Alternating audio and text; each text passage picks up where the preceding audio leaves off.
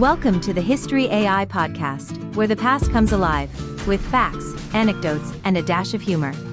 Here are your hosts, Chuck and Marco. Hey everyone, welcome back to the History AI podcast, your time machine through history's most fascinating, outrageous, and sometimes scandalous figures. I'm Chuck. And I'm Marco. And hey, happy birthday, Chuck. Thanks, Bubba. And, fun fact, today's also the birthday of the Marquis de Sade. That's right, the notorious libertine and literary bad boy born on June 2nd, 1740. That's a pretty wild birthday twin you've got there. I mean, talk about a polarizing figure, the guy literally inspired the term sadism. Yeah, not exactly the kind of birthday buddy you want to share a cake with. But hey, history's full of surprises. And today, we're diving into the life and legacy of the Marquis de Sade, his scandalous writings, his run-ins with the law, and how his work still sparks debate centuries later. Buckle up, folks. It's gonna be a wild ride. Alright, let's rewind to 18th century France and set the stage. Donatien Alphonse François, later known as the Marquis de Sade, was born on June 2nd, 1740, in Paris. He came into the world with all the privilege and expectations of the French aristocracy. Yeah, his family was stacked with connections. His father, Jean-Baptiste François Joseph de Sade, was a diplomat and a bon vivant, known for living it up at court, hopping between posts in Italy and France, and racking up gambling debts. His mother, Marie-Éléonore de Maille de Carmen, was a lady-in-waiting to the Princesse de Condé, which meant young Donatien grew up surrounded by the glittering but often scandalous world of the French nobility. And that environment definitely shaped him. When he was just 4 years old, his father abandoned his mother, leaving her to join a convent while he chased his pleasures abroad. Talk about a complicated family dynamic. No kidding. And then came his education. At age 10, de Sade was sent to the prestigious Lycée Louis-le-Grand, a Jesuit-run boarding school in Paris known for strict discipline and classical education. The school was designed to produce obedient, morally upright young men who'd become pillars of the aristocracy, but let's just say that didn't exactly work out as planned. Yeah, de Sade was known for his rebellious streak even back then. He had a volatile temper, a fondness for corporal punishment, which might have fueled some of his later obsessions, and he clashed constantly with authority. There's even a story that he beat a fellow student so badly that the Jesuits considered expelling him. And while he was supposed to be learning Latin and Greek, he was also absorbing the intellectual climate of the time. Remember, this was the Enlightenment, a time when philosophers like Voltaire and Rousseau were challenging the old moral order, and de Sade definitely soaked up those ideas, even if he twisted them in his own dark direction later. After graduating, he entered military service. In 1754, at just 14, he joined the King's Light Cavalry Regiment, earning his first taste of the soldier's life. He served during the 7 Years' War, where he saw combat and gained a reputation for bravery, but also for gambling, drinking, and womanizing. Right, even on the battlefield, de Sade's appetites for pleasure and indulgence were hard to contain. He was arrested at least once for getting into fights with fellow officers. And by the time he returned to civilian life, he'd embraced a kind of libertine lifestyle that was pretty typical of some nobles at the time, but he took it way, way further. And let's not forget, his father's influence also meant de Sade was used to thinking he could get away with just about anything. His family's status often shielded him from serious consequences. That sense of entitlement would play a huge role in his later life, especially once he started pushing the boundaries of society's moral and legal codes. So here we've got a kid who grew up surrounded by privilege, neglected by his parents, molded by a harsh but intellectually charged education, and hardened by military life, and all of that churned together to produce one of history's most infamous libertines. Absolutely. It's like he was born with every advantage, but also with every opportunity to test the limits of what he could get away with. And that's just the beginning. Alright, let's dive into the part that made de Sade infamous, his writings. Because if his wild personal life shocked polite society, his literary output made him downright radioactive. Oh, definitely. So let's set the scene. It's the second half of the 18th century. France is in the middle of the Enlightenment, an era when reason, science, and humanism are challenging traditional ideas about religion and morality. Philosophers like Voltaire and Rousseau are shaping public discourse. And then, here comes de Sade throwing a literary grenade into the middle of it all. His first major work, Justine, written in 1791, tells the story of a virtuous young woman who tries to remain pure and moral despite being subjected to an unending series of abuses and degradations by just about everyone she meets. It's like a morality tale gone completely off the rails. Right, and de Sade uses Justine to hammer home his dark philosophy, that virtue is often punished and that nature itself is indifferent to human suffering. The villains in the book get all the good lines, pontificating about why morality is a sham, and why they can do whatever they want with no consequences. Then there's Juliette, the twisted sequel to Justine. If Justine was an exercise in victimhood, Juliette flips the script. Now the main character is completely amoral, embracing every vice imaginable, from orgies to murder, and climbing the social ladder while doing it. It's like de Sade is telling us, see? Vice is rewarded, virtue is punished. And then there's the 120 Days of Sodom, probably his most notorious work. Written in the Bastille prison around 1785 on a continuous scroll of paper, it's a relentless, systematic catalogue of sexual abuse, violence, and degradation. It was so extreme that even most libertine readers of the time found it horrifying. What's crazy is that 120 Days wasn't even published in his lifetime, it was hidden away until the 20th century. But when it finally came out, it stunned everyone. It's not just pornographic, it's like a cold, clinical dissection of human cruelty. Some scholars see it as a philosophical treatise on the darkest corners of human nature, while others see it as evidence that de Sade was completely unhinged. And let's not forget that de Sade's writings also targeted the institutions of his time, the church, the monarchy, the entire moral order. He was an equal opportunity offender, satirizing priests, noblemen, and politicians alike. It's no wonder the authorities considered him a dangerous radical. And he didn't just write these books in private. He tried to get them published and distributed, sometimes even paying printers himself. But his reputation caught up with him, his works were frequently seized, and he was arrested multiple times on charges ranging from blasphemy to corruption of public morals. Yeah, that's why de Sade spent about 30 years of his life in prisons and asylums. Even during the French Revolution, a time when a lot of old rules were thrown out the window, de Sade managed to get himself imprisoned, first by the monarchy and later by revolutionary authorities who thought his ideas went too far even for them.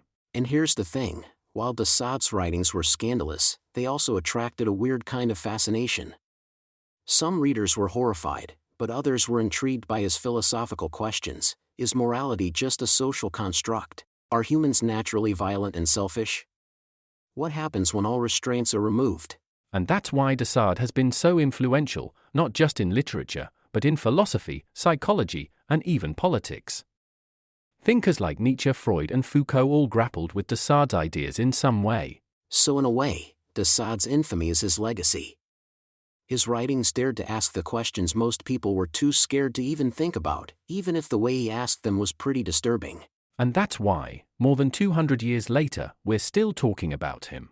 Alright, let's talk about what happened after the Marquis de Sade's death in 1814, because while his life was a scandal in itself, his legacy has been even more complicated, fascinating, and, let's be honest, pretty disturbing.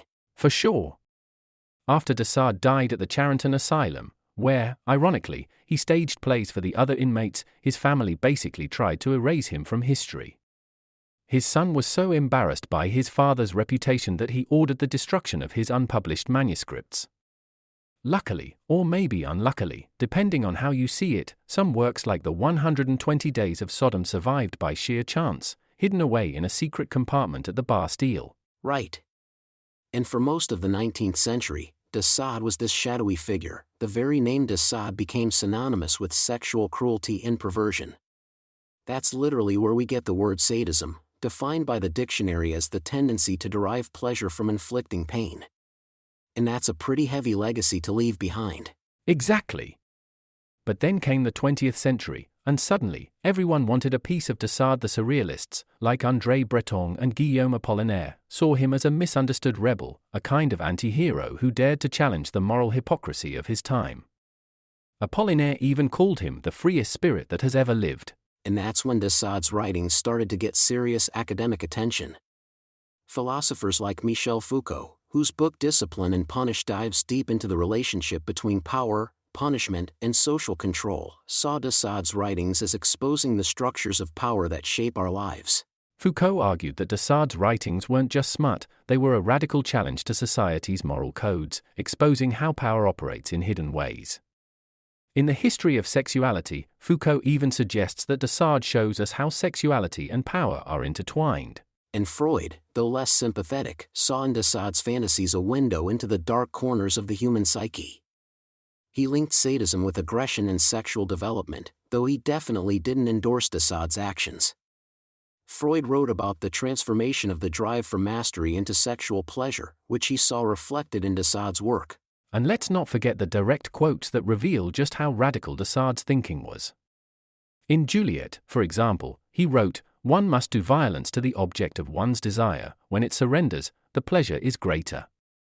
That's a glimpse into his worldview, where morality is upended and pleasure is all that matters. Yeah, and from Justine, he famously wrote, "Nature has created us solely to be happy. Yes, all of us, from the meanest peasant to the mightiest monarch, all are born to enjoy."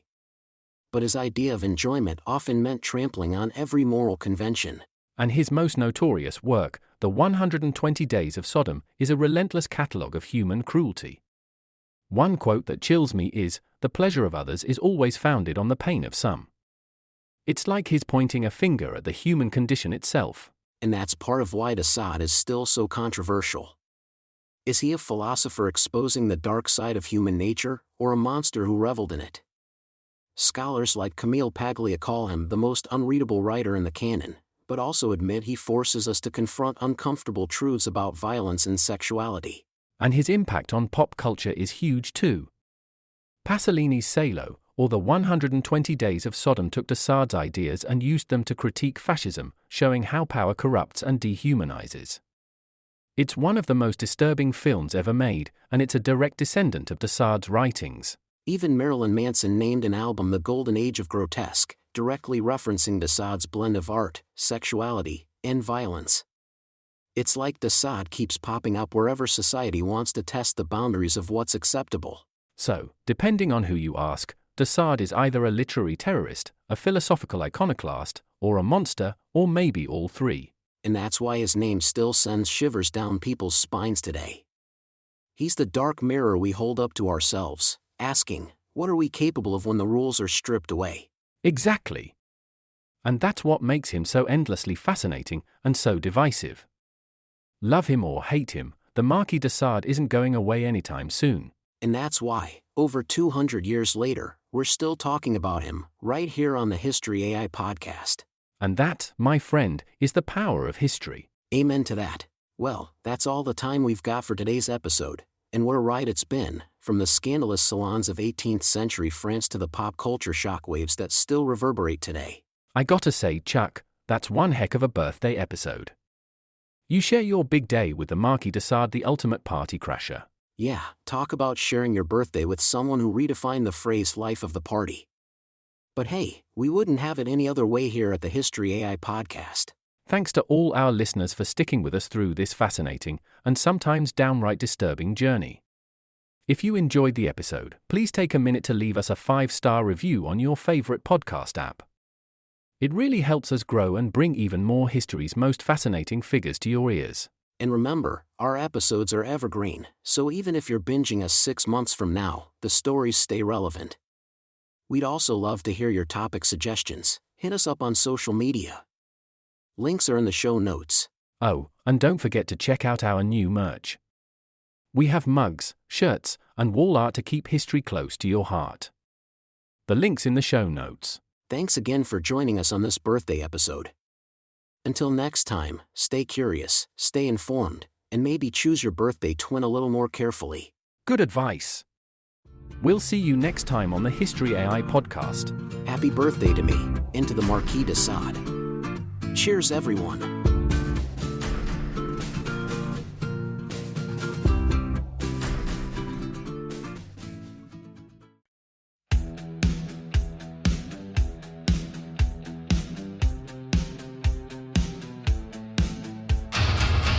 In a castle of shadow by candlelight, he inked the dark darkness into the night, whispered words that the world denies, wrote his name in the sins of the sky.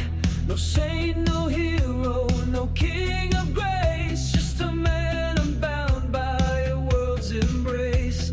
A pen dipped in fire, desire in his veins, libertines lament forever in chains. Decide, decide, the name that they fear, a libertine's laughter that echoes so near. Scribe of the flesh, in the night he roams. Decide, decide, writing sins in tomes. Locked away but free in mind, chains on the body but truth unconfined. The priests and the kings, they cursed his name, yet his words still dance like a candle's flame. No